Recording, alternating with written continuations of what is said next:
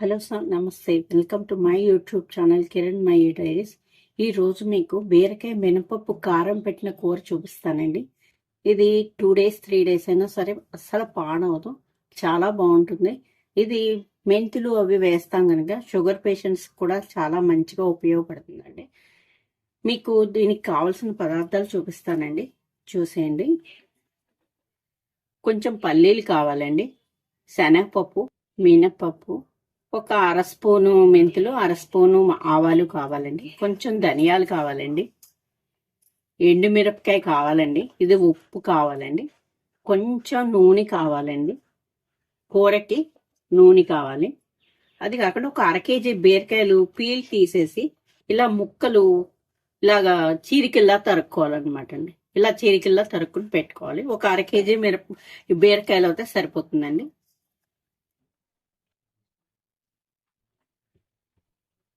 ఈ బీరకాయల మీదే 1/2 కేజీ బీరకాయల మీదే ఇలా పసుపు వేసేసుకోవాలండి. పసుపు వేసుకుని ఇలా చీలికల్లా తరిగేసుకుని ఉంచుకోవాలన్నమాట.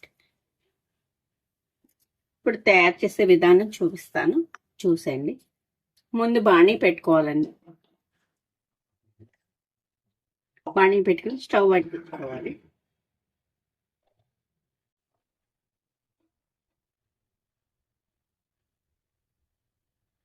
ఇందులో కొంచెం నూనె వేసుకోవాలండి,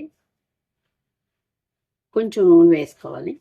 ముందుగా పక్కన పెట్టుకున్నాం కదండి పల్లీల్ని, ఈ పల్లీలు కూడా ఇందులో వేసి కొంచెం దూరగా వేగాలన్నమాట అండి.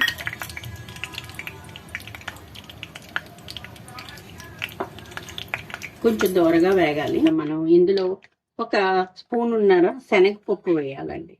ఒక స్పూనున్నర వేస్తే సరిపోతుందండి శనగపప్పు. శనగపప్పు కూడా కొంచెం వేగాలండి.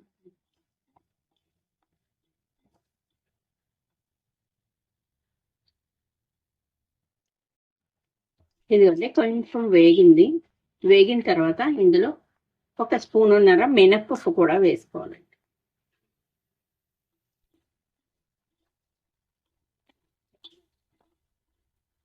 మినప్పప్పు కూడా కొంచెం వేగాలండి.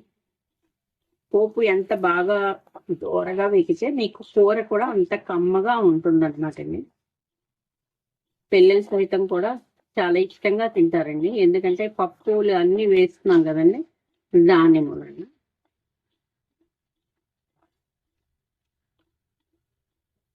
ఇది కొంచెం వేగిన తర్వాత ఒక 10 ఎండుమిరపకాయలు కావాలండి. 10 ఎండుమిరపకాయలు ఇందులో వేసి వేయించాలన్నమాట. 10 ఎండుమిరపకాయలు కావాలి. ఇందాక ఇందులో చెప్పడం మర్చిపోయానండి, కొంచెం చింతపండు కూడా కావాలండి. ఒక 2 పిక్కలు చింతపండు అవుతే సరిపోతుందండి. కొంచెం టేస్ట్ కోసం రెండు పిక్కలు ఉంటే చాలండి. కొంచెం చింతపండు చాలండి. ఇదిగోండి పోపు కూడా వేగింది కదా, ఎండుమిరపకాయలు కూడా వేగిన తర్వాత ఇప్పుడు ధనియాలు వేయాలండి. ఒక 1.5 స్పూన్ ధనియాలు వేయాలండి.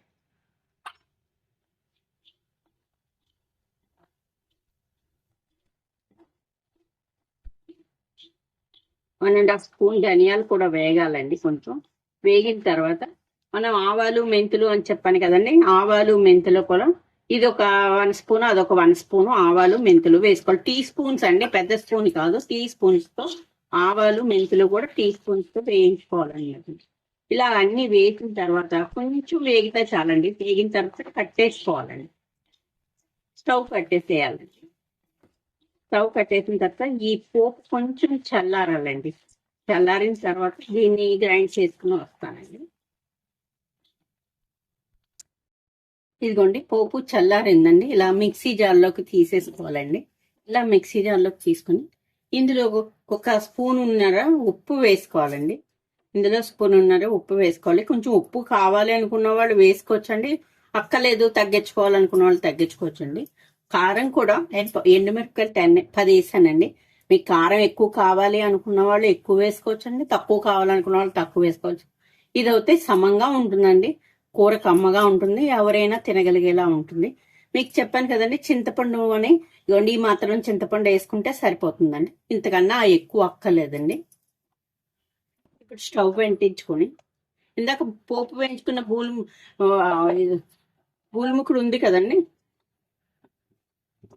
అది ఇక్కడ ఇందు మీద పెట్టుకుని నేను ఇది ఆడుకుని వచ్చే లోపల ఇది కొంచెం వెచ్చపడిన తర్వాత నూనె వేయాలండి. ఒక 3-4 స్పూన్స్ నూనె వేసుకోవాలండి. ఇది మొత్తం అంతా మీకు నీళ్లు పోయకూడదండి, అసలు నీళ్లు పోయకుండా నూనె మీదే కూర మగ్గాలన్నమాట అండి.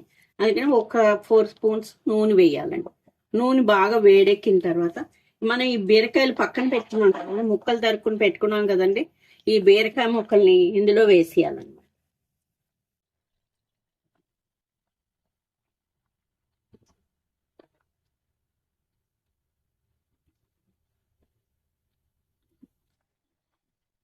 ఇది మగ్గాలన్నమాట అండి. కొంచెం ఇవి మగ్గే లోపల మనం ఈ పోపుని మనం గ్రైండ్ చేసుకుని వస్తే సరిపోతుంది. ఇవి బాగా మగ్గాలన్నమాట.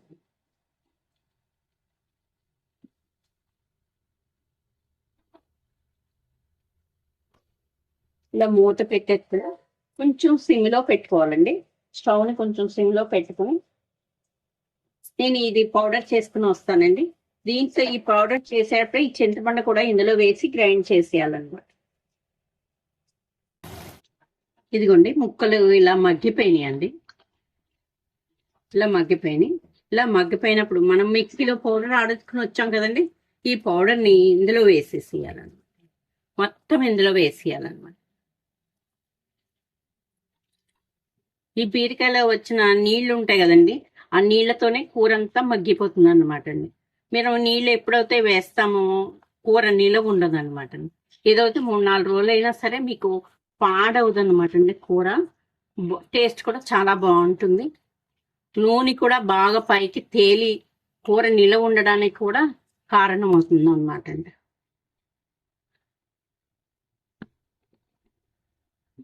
ఇప్పుడు ఒకసారి ఇలా కలిపేసుకుని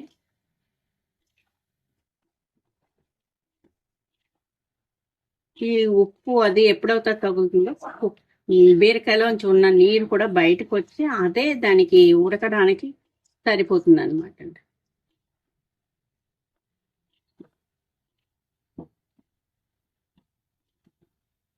ఇలా పెట్టేసి సిమ్లో పెట్టేయాలన్నమాట. ఇలా పెట్టేసి కొంచెం సిమ్లో పెట్టేసి కొంచెం మూత పెట్టేసి ఒక 2 మినిట్స్ ఉంచేయాలన్నమాట. 2 మినిట్స్ ఉంచేస్తే కూర మగ్గిపోతుంది అనమాట. ఇదిగోండి ఇలా విడికి దగ్గరగా అయిపోతుందండి. నూనె పైకి చిమ్ముతూ ఉన్నట్లుగా ఉంటుంది, మీకు ఇలా అయిపోతుంది అనమాట. ఇది 3 డేస్ అయినా సరే కూర పాడవదండి. ఇది అన్నంలోకి, చపాతీల్లోకి, పూరీల్లోకి అన్నిటికీ బాగుంటుంది అనమాట అండి. కూర చాలా టేస్ట్గా ఉంటుంది, చాలా బాగుంటుంది. థ్యాంక్స్ ఫర్ వాచింగ్ అండి. వీడియో నచ్చితే లైక్ చేయండి, షేర్ చేయండి, సబ్స్క్రైబ్ చేయండి.